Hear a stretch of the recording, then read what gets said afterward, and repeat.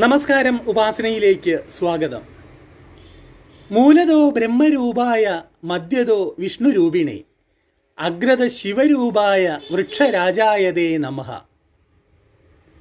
സനാതനധർമ്മത്തിലെ പ്രപഞ്ച നിലനിൽപ്പിന് അടിസ്ഥാനമായ 3 പ്രധാന കർമ്മങ്ങളാണ് സൃഷ്ടിസ്ഥിതി സംഹാരങ്ങൾ. ഈ സൃഷ്ടിസ്ഥിതി സംഹാരങ്ങളുടെ ദേവതാ സങ്കല്പമാണ് ത്രിമൂർത്തികൾ അഥവാ ബ്രഹ്മം, വിഷ്ണു, മഹേശ്വരന്മാർ. ഈ ബ്രഹ്മം, വിഷ്ണു, മഹേശ്വരന്മാരെ അരയാൽ വൃക്ഷത്തിൻ്റെ ഭാഗങ്ങളായി സങ്കല്പിച്ച് ആരാധിക്കുന്ന മനോഹരമായ ഒരു ശ്ലോകമാണ് മേലുദ്ധരിച്ചത്.